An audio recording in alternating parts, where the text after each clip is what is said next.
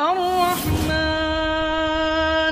'allamal Qur'an, khalaqal insana 'allamahul bayan. Kenal dengan Thalhah, sahabat Nabi sallallahu alaihi wasallam.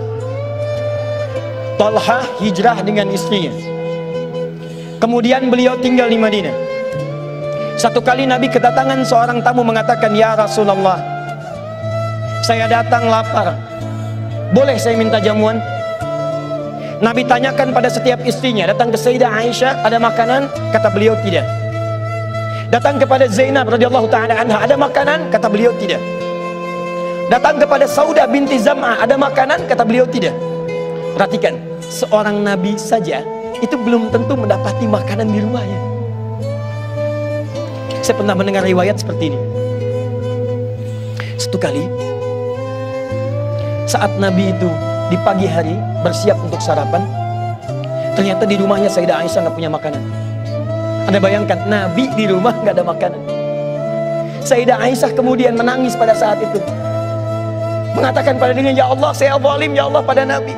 Hari ini beliau tidak puasa, tapi saya nggak punya makanan untuk dimasak." Anda tahu apa yang Nabi lakukan?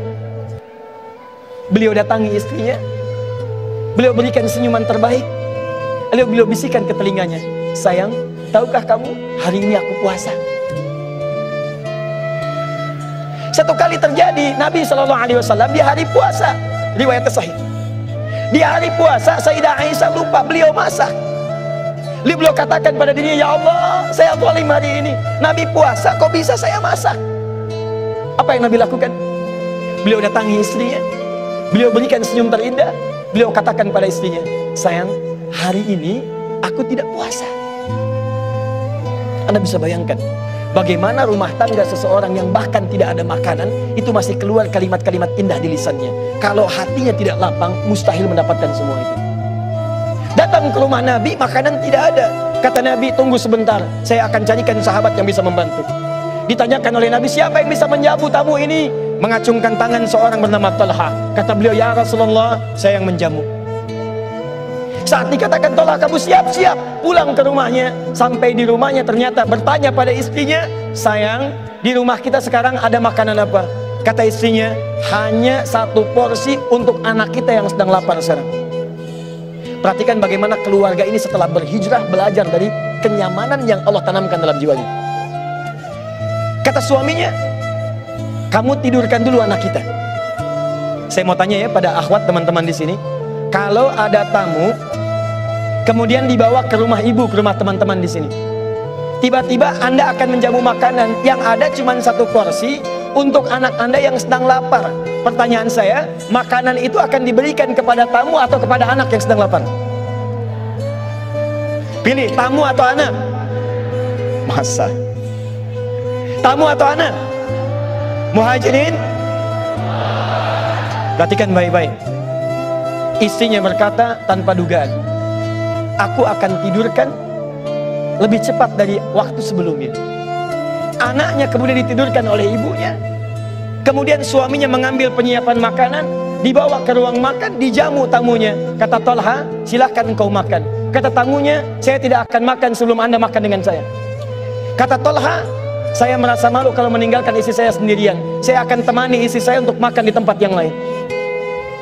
Jadi tamu itu kemudian makan, Thalhah kemudian pindah ke satu tempat, terlihat bayangan dari tempat tamu itu. Suami istri ini terlihat sedang makan, nampak seperti makan. Yang satu makan dengan lahapnya, sementara yang satu ternyata sedang pura-pura makan. Hanya membunyikan tempat makanan, padahal tidak ada makanan yang beliau makan. Saya mau tanya pada Anda, bagaimana bisa orang-orang yang hijrah punya kepekaan seperti ini? Dia sendiri masih butuh, tapi saat orang lain terlihat membutuhkan, dia rela memberikan pada apa yang mereka butuhkan.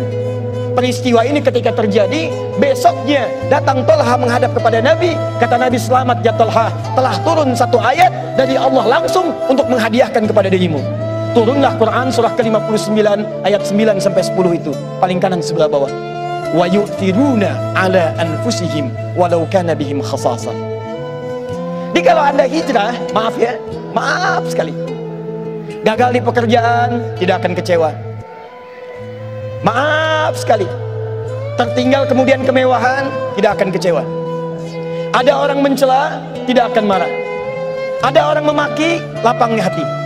Jadi kalau Anda benar-benar berhijrah, seakan-akan ada ketenangan yang tak terlukiskan sebelumnya.